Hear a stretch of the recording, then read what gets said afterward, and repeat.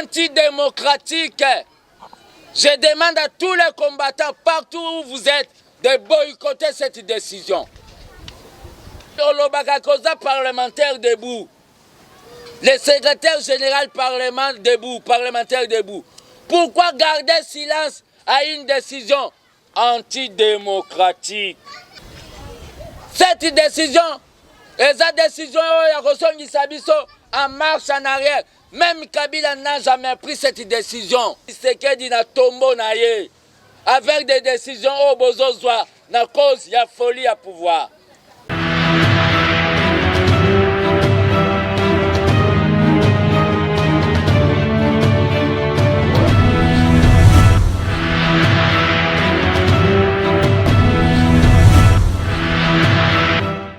Très chers amis de la presse que j'ai l'habitude d'appeler la presse libre, la presse de la liberté, bonjour à tous.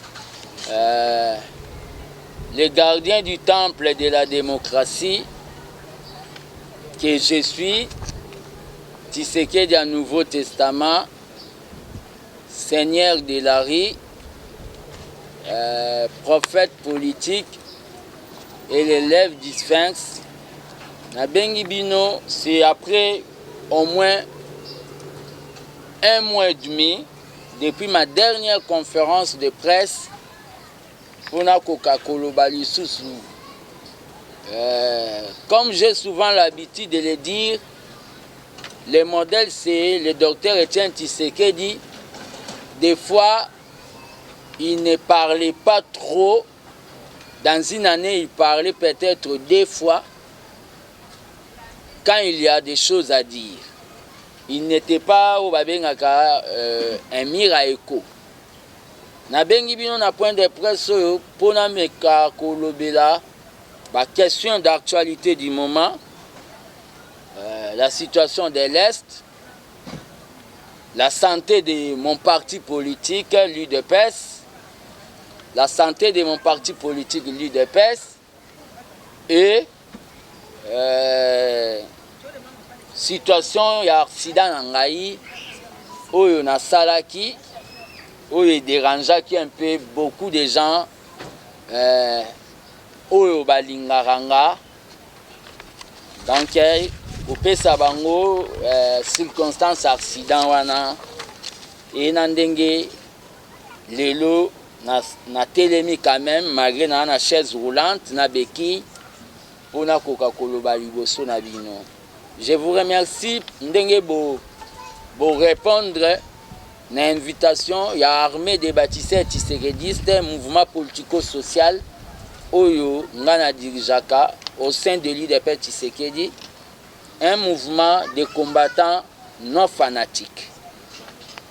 D'abord merci na Seigneur, merci na Nzambe, Seigneur Jésus, Nanzamba Kimbangu, oyo asalaki ke accident oyo nasalaki c'était le 27 mai ezala mortel te. Na remercier Seigneur Dieu na ndenge abatelaki bomoil. Donc le corps de Tshisekedi, mon corps était touché, mais l'âme de Tshisekedi n'est pas touchée et n'était pas touchée. Nasalaki accident na moto, nabukanaki, comme on va vous illustrer ma photo, nabukanaki au moins 3 places na jambe nanga ya gauche. Donc nde naza boye lokolo ya gauche eza na bibende na kati. Naza na basalinga plâtre interne na kati. Kobukana na bukani na bandaki kozwa babengi ba soins indigènes ya bokoko. Mais mutu ya bokoko yepo na ya lobaki kaka ke nazwi choc. Mais douleur tellement le kai makasi na yaki kozwa kokota na inquiétude. Il s'est fait que l'air na publié na nous photo nde nazozwa ba soin ya bokoko batu bamonaki, mais à ma grande surprise monsieur Henri Magie ya PPRD abengai nga obukani ata kutu nga nazala na kasho yo tikala kobenga nga te na zoya kotala oza wapi nayebisaki ye naza na ndako ayaki kotala nga lere aye kotala akutaki nga mpe na badouleur lisusu kolela e Henri Magie alobai non soko continue na basoin ya bokoko bakoya kokata yo lokolo des fois attendez to swanaka na politique to discuter na politique na kotika ko souhaiter te na discuter peut-être na edembe to na handicapé physique vaut mieux la normal. Henri Magie aye alobi nazo benga maman Olive koloba lobi azo benga maman Olive premièrement na boyaki alobi non oyo eza mambo politique te eza makambo etali santé et la santé n'a pas de prix kobenga bengi maman Olive et maman Olive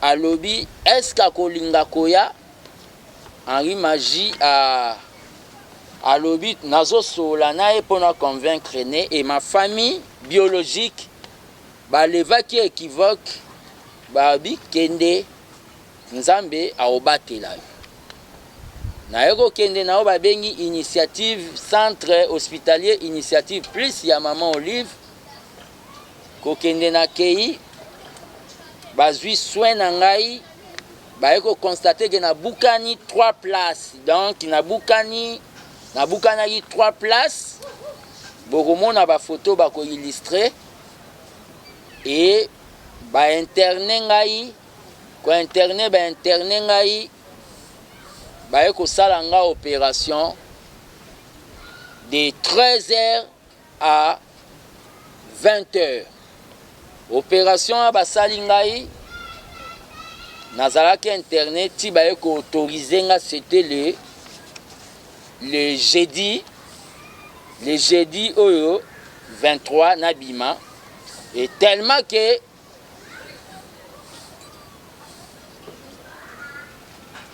la politique n'attend pas, la politique est ratée. Je vous ai appelé pour pour communiquer.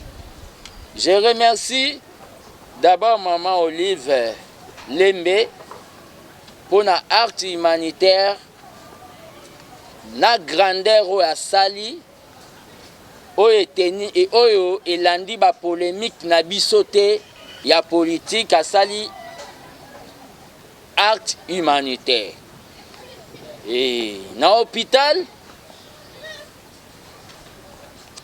j'étais là toujours dans l'esprit de UDPS, j'étais sécurisé parce que j'étais sécurisé dans l'agent à l'hôpital. Donc je remercie maman Olive na ndenge à assistenga.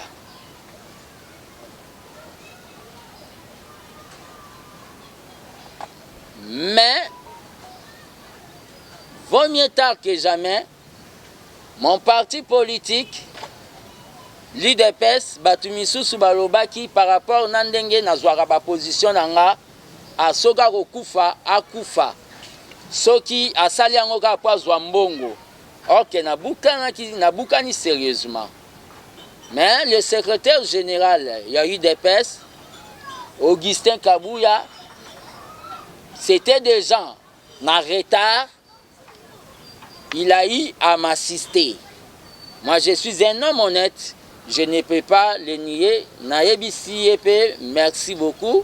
Malgré nos divergences politiques, Kokabwana Nabiso na makanisi, Abosanaki, Yango quand même, Yaki assista Kinga, na moment où j'étais déjà dans l'hôpital.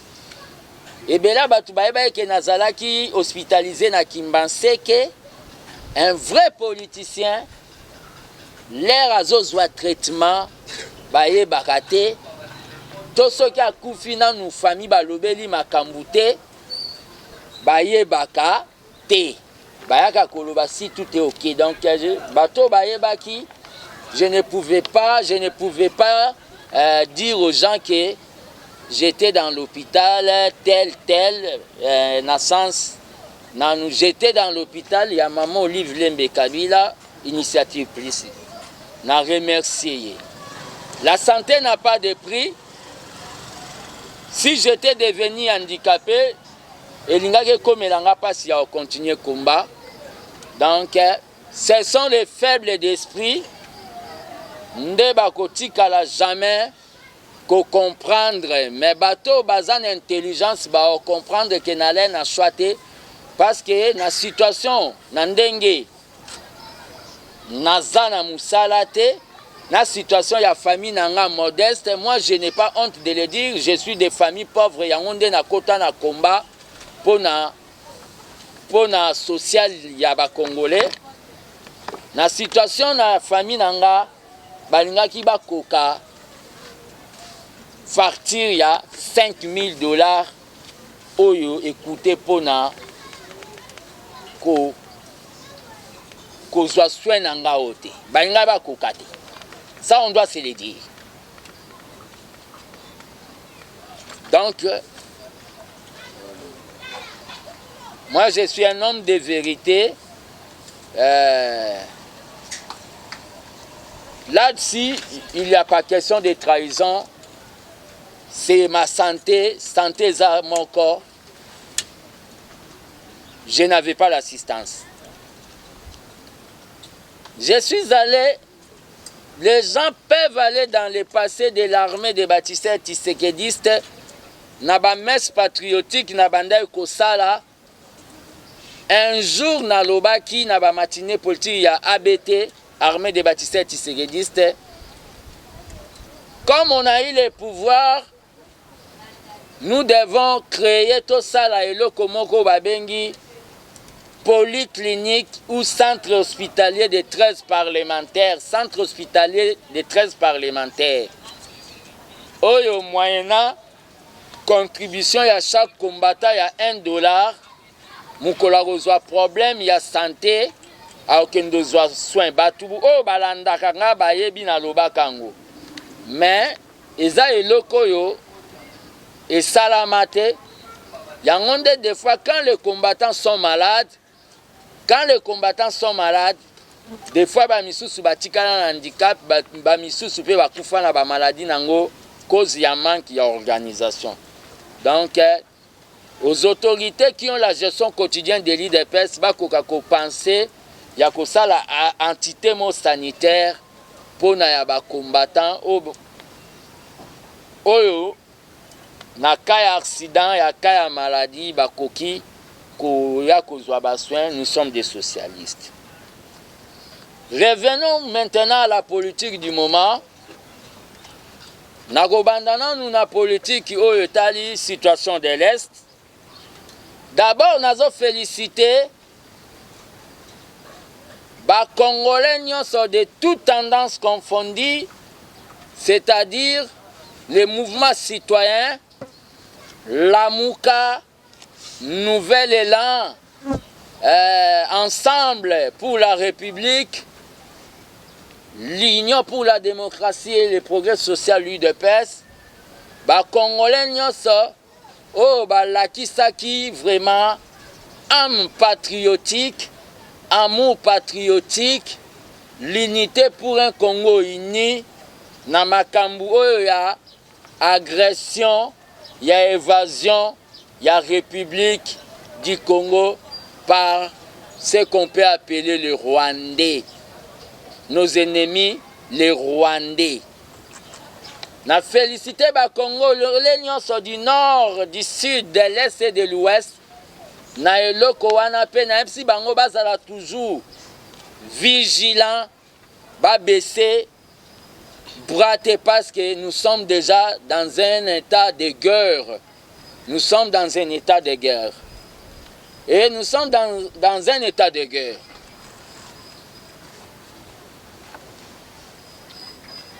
La déclaration que le président de la République a sali déjà, Yakoloba Keye, la République rwandaise n'a agressé Bisso. Et ça a une déclaration silencieuse. Il y a état de guerre que nous sommes vis-à-vis à Rwanda.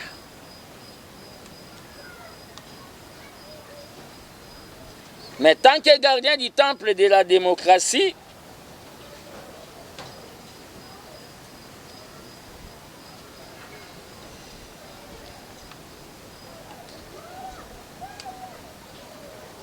je tiens à rappeler le gouvernement des Warriors que MONUSCO est composé au moins dans une trentaine de pays. Bakoka ko rappeler MONUSCO rôle nango, c'est-à-dire plus de 30 pays basés na MONUSCO. Le gouvernement doit rappeler MONUSCO rôle nango. Comment MONUSCO avec 30 pays pendant au moins plus d'une vingtaine d'années bakoka retrouver situation na STT. Et en rapport avec les forces Oyo, Yabasiz, Yamasole, Salamaki na Kenya. Je félicite le gouvernement congolais. Je félicite le gouvernement congolais. Je félicite le gouvernement congolais. Natina ete ndenge baboyi Rwanda ekoka kozala na force sous-régionale wana. Pe koboyo baboyi Rwanda eza na force sous-régionale wana. Mais tant que gardien du temple, Uganda lokola bapesa ki pesa munu passage na Rwanda po bakota na M23 na bango.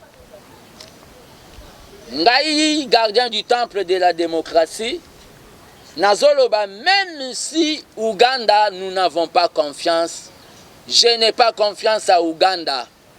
C'est-à-dire, Ouganda paie bakoki pe kozala pété.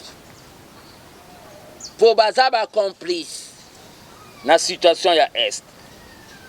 Par rapport, quand un politicien parle,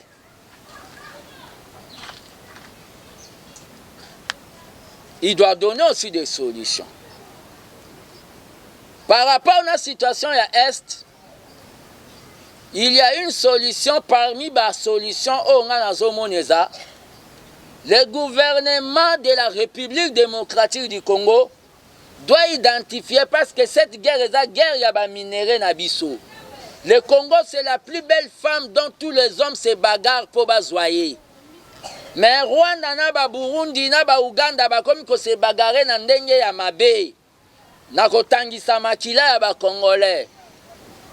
Yango ndenga gardien du temple na zoloba boye. Soki yo zalaka na likambo koloba te pona mboko eza ya yo, c'est kozan taba, ozambwa. Mais moi tellement que je sais que le Congo de Lumumba m'appartient, le Congo de Tshisekedi m'appartient, le Congo de Musée Laurent Désiré Kabila m'appartient, j'ai un mot à dire pour Congo eza lupangu na biso.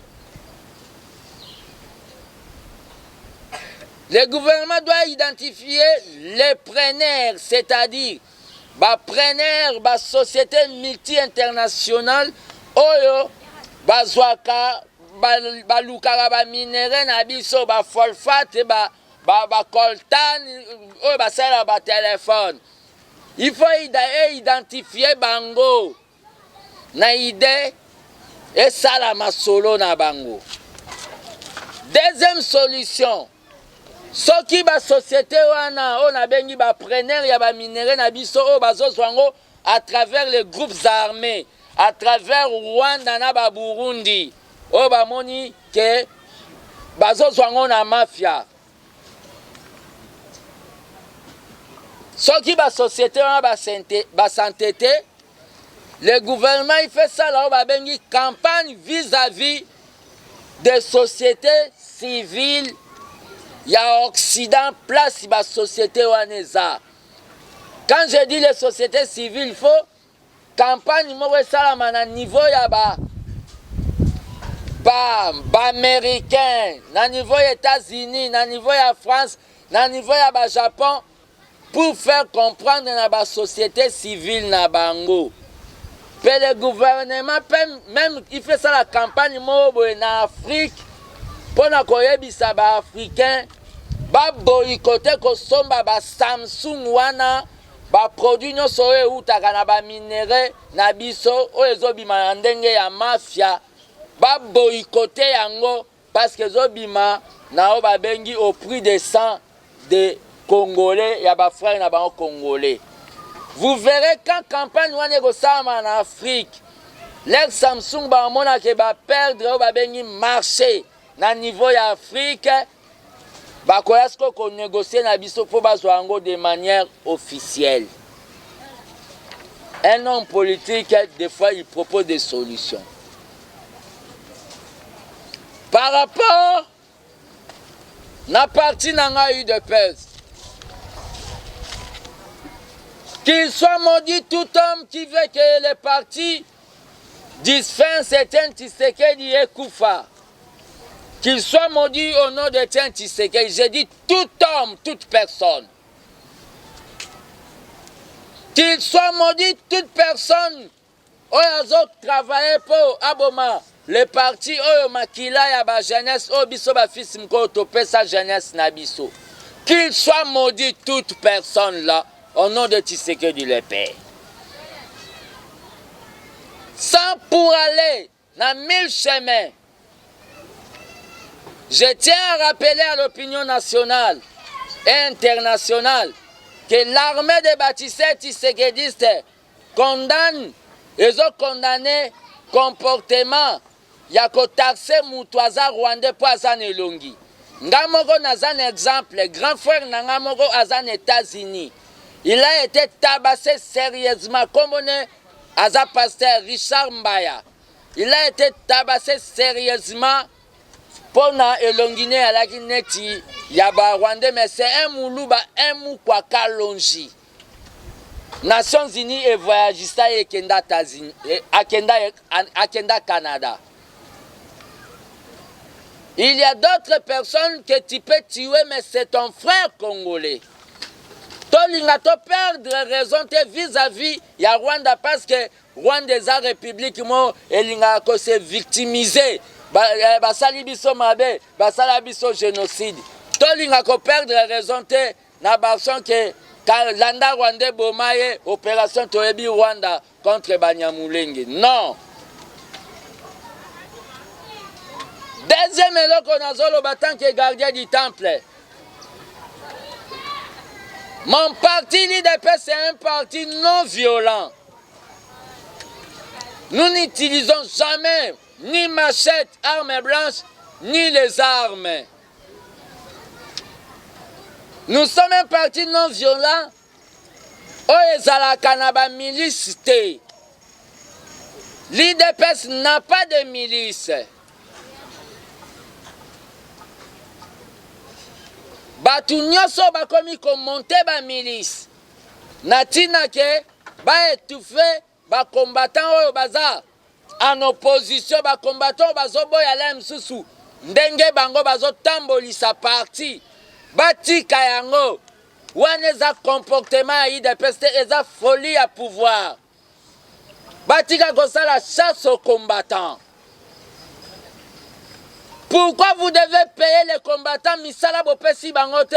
Il faut payer bango na monnaie de singe. Pourquoi vous devez considérer les combattants comme des brouettes? Oyo bomemela ki ba brique, botongi ndaku ya pouvoir, bino bokoti na kati, botuki brouette, libanda e pola kambula. Pourquoi la révolution démocratique de l'IDPS veut manger ses fils?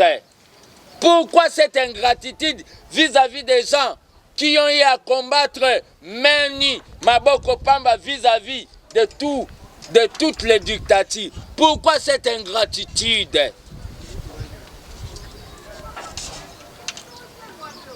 Tant que gardien du temple, combattant jusqu'à la mort, je dis ceci. Messieurs le VP Marcelo.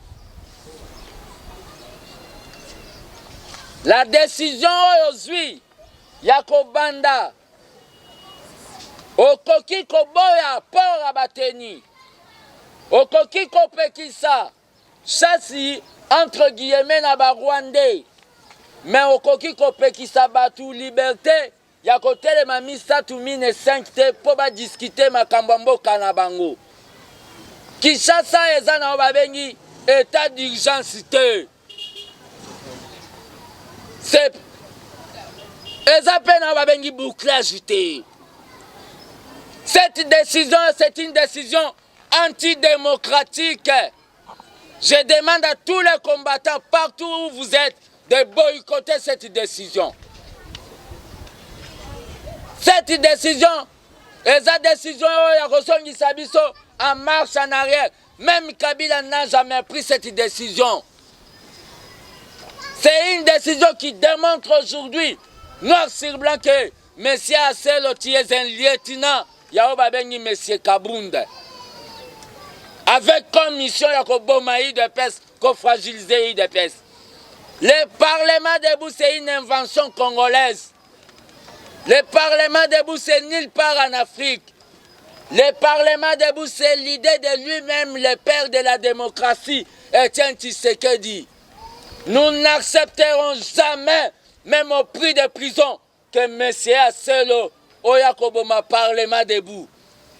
À maintes reprises, l'UDPS s'était fragilisé. C'est le Parlement debout qui a eu à sauver l'UDPS.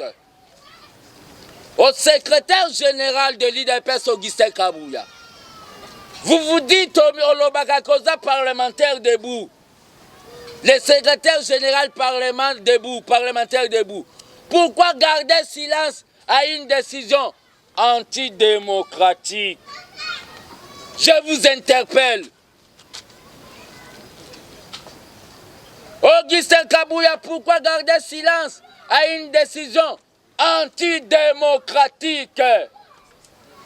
Pourquoi vous devez déranger l'âme de Tshisekedi na tombo na ye avec des décisions au bozozwa na cause ya folie à pouvoir? À cet effet, comme gardien du temple de la démocratie, je demande la libération dans l'immédiat de tous les combattants Oyo Bakangami, Baza Ebele Obosi Bokangi, Baza même na Bakachon Babengi, Bakachon clandestin. Je demande la libération de Jules Moniere. Je demande la libération de Massiri, président du Parlement debout, échangeur. Je demande la libération de Pati Toumba dans l'immédiat. Et message yo, Nabino ba président Parlement debout Onyoso, Bakangi place Boza. Si vous n'êtes pas libéré, bon déclencher au Bengi, grève de faim, Nabakaso, bon lié le côté, beaucoup facile, total à makila na minosore les anami toi banane. Déclencher grève de faim, refuser les choses à manger. C'est ça les méthodes démocratiques. Il y a lutte contre la dictature.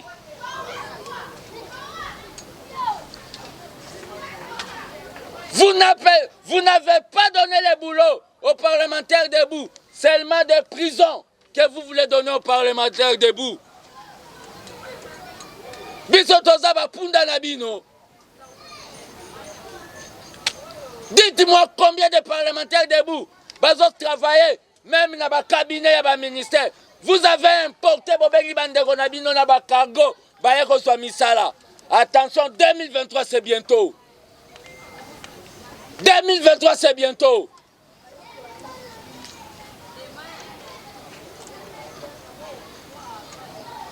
« 2023 c'est bientôt.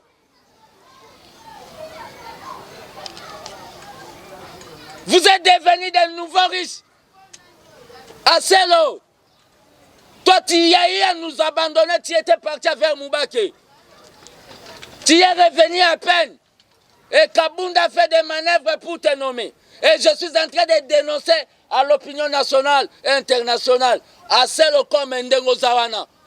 Na tiwar nous a déjà na statut na règlement d'ordre, il y a parti na yo, ozo compter qu'on lance en 2023. Nous avons toutes les informations.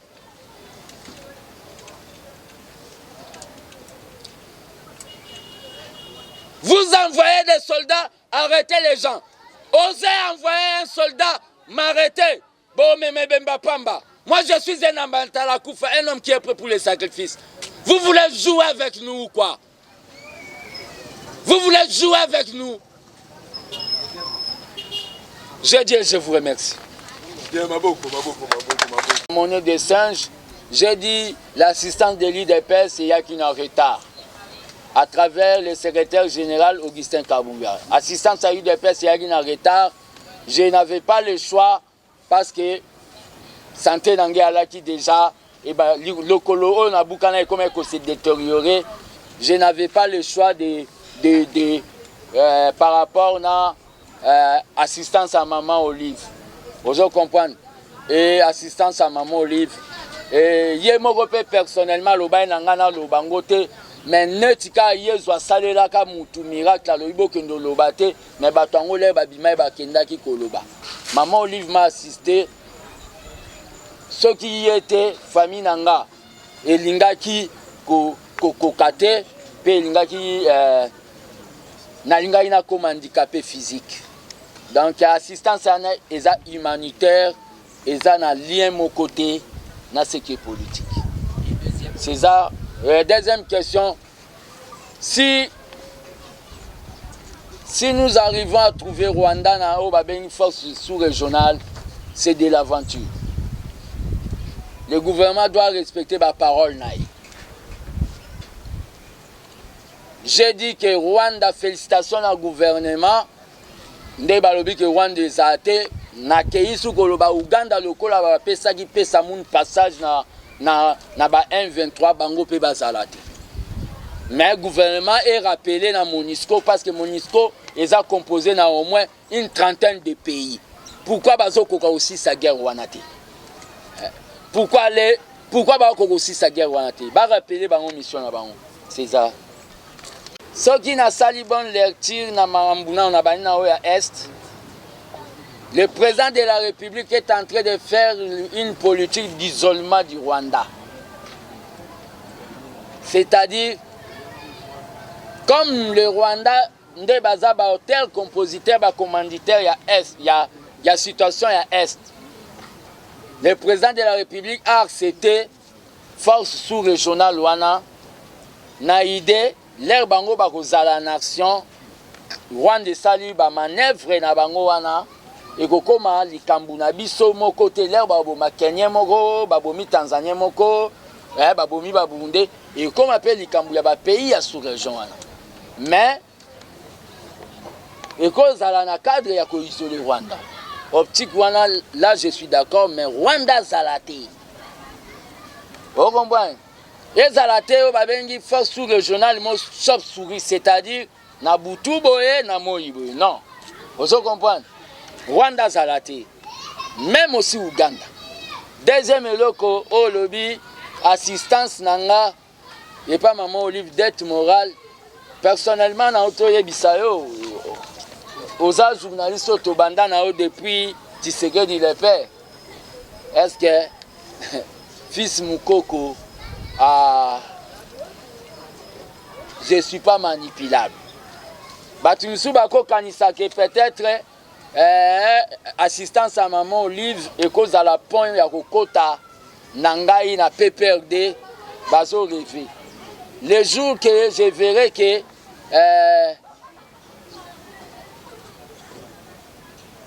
na ma orientation politique Moussoussou, à part IDPS, je vais créer mon parti politique parce que na l'équipe a leader rebelle. Au bazara na ba siège na ba parlement de ba leader ya mission ba TV belé. Vous comprenez c'est ça. Parce que je suis l'élève du maître, c'est-à-dire je suis l'élève du maître, le coup la maître a zaté, tout le monde devient maître, c'est-à-dire Batouba kanisate que maman lui va aux alapons au PPRD.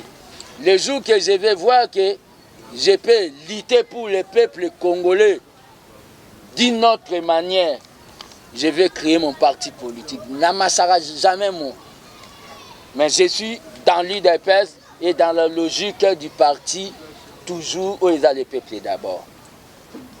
Tu as retraité un traître pour un tout droit.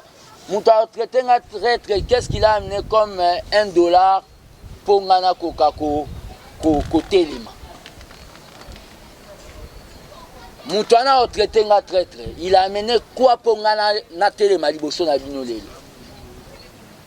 Ils m'ont traité vis-à-vis à maman Amida, vis-à-vis à Kamere. Aujourd'hui, Kamere n'est pas acquitté. Kamere est acquitté. Tous ceux qui m'ont traité de traître, surtout les présidents des parlements debout. Aujourd'hui, Soro Yonga nazo défendre Bango. Banani Bazalagi Bazoba. Celui qui va me traiter celui qui va me traiter de traître, c'est que c'est quelqu'un qui est au Bakoloba na politique, moi na maternelle. Nous devons être bas na Obabeli ba na université. Celui qui va me traiter de traître. Ils m'ont traité de traître chez Bissobo, mon agent à clôture. Vinini Yamuto, Katumbi à Korompa, Vinini Yamuto, Richard Mouej à Korompa, Obomoni. Là, office Mouko habite. C'est leur droit de me traiter de traître, mais moi-même, je connais ce que je suis en train de faire et le peuple congolais. Et je tiens à dire aussi, la dimension politique de Fils Moukoko dépasse maintenant l'UDPS. La dimension politique de Fils Moukoko, c'est pour le peuple congolais. Car dans le Ngwambala, l'UDPS, question Liboso. Non, le problème qu'il y a, c'est quoi? Moi, j'aime la politique de Tshisekedi, le père. Il faut laisser le temps au temps. Je suis dans l'UDPS, je continue à être confirmé toujours prophète politique. Hier, tous les présidents des parlements debout. Hier, tous les présidents des parlements debout étaient contre moi. Aujourd'hui, allez leur demander s'ils sont contre moi. Ils vont vous dire qu'il avait raison. Ils vont vous dire qu'il avait raison. Et le problème qu'il y a, c'est quoi? Tu sais que là-bas, il faut laisser le temps au temps. Répondre à vos personnes. Je suis dans l'UDPS. Je suis dans l'UDPS. Ce sont les gens-là, Oyo, bazo gérer mal parti. Oyo, ba moni l'UDPS, ces années, Tili Kelemba, Bango Balie, Balingite, ba combattant Balia, ba maman li Kelemba, mite, maman bien, Bangonde, Barolongwa l'UDPS. Tout le monde partira, tout le monde passera, même le président Félix, avec tous les respects, passera. Mais la base restera. Même Ngana Koleka. Augustin Kabouya va passer. Dans l'UDPS de demain, nous ne serons pas là. Ça sera peut-être nos fils. Par rapport au concert Yawenge, j'étais contre le concert Yawenge Musica. L'air na monaki alega concert, il y a réconciliation, il y a Congo. Na monaki comme si elle a gaspillé mbongo et elle a babengi gabegie financière. Mais l'air na koyoka ba leader ya Wenge, Jibem Pianawe Ranson, ba leader ya Wenge, Didier Massele, Alain Pela, Blaise Boule et consorts, ba pesi motif que eza concert ya réconciliation. Paix à solidarité, na ba peuple, oyo, ya est, qu'il y aura au babengi pourcentage moro, na batu ya est. Je suis tout à fait d'accord. C'est-à-dire, mbongo wana, tout le monde a pendenge ba okepe sango, donc je demande aux gens, yako zala déjà na concert wana. Mais personnellement, na zala na concert wana te, parce que naza, Naoba Bengi, naza na situation de convalescence. Carmela, une question. J'ai commencé à dire ceci par rapport, on ne sent plus l'UDPS. On ne sent plus l'UDPS. Les gens qui dirigent l'UDPS à cet instant, la classe dirigeante à l'UDPS à cet instant,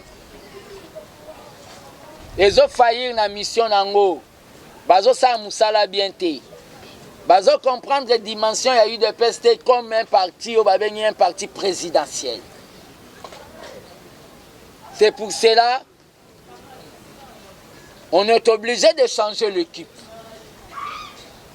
Mais je suis en train aussi de dire par rapport à la situation où va traiter là, si c'est une insulte, si c'est une insulte vis-à-vis, je ne crois pas que c'est une insulte.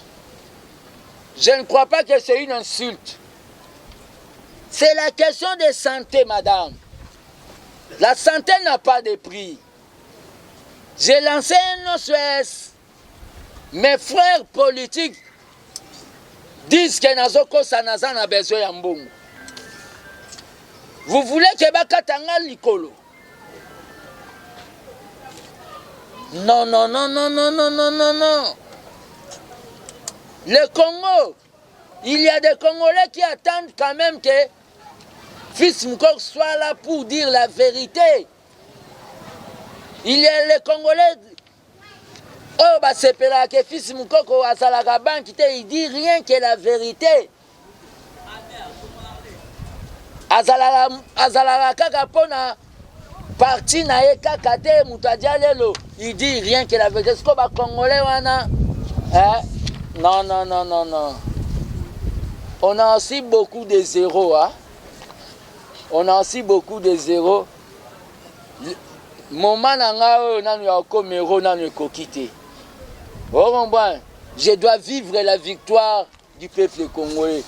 On dit des fois, être héros c'est bon, mais des fois aussi, il ne faut pas aussi aimer les héros, car les héros ne vivent pas pendant la victoire. Vous comprenez? Donc, c'est ce que je tiens à vous remercier. J'ai dit que malgré que je suis en convalescence Nazanase, l'armée de bâtisseurs Tshisekedistre, porte naïsa ouvert pour les Congolais nyonso baza un espace national PO baza Libanda, au bako représenter biso na Libanda. Bureau ezali et au banda travail, na ko banda ko assister ba secrétaire généraux Bazali, Madame Verona, Madame Bibiane, Bazali, Bakoye Bandeni, Baobando conduit la matinée politique Nabiso ya ABT. Numéro Nabiso ya contact Ezali plus 243 85 084 65 55 plus 243 85 084 65 55. Wana eza numéro oyo ya gardien du temple de la démocratie.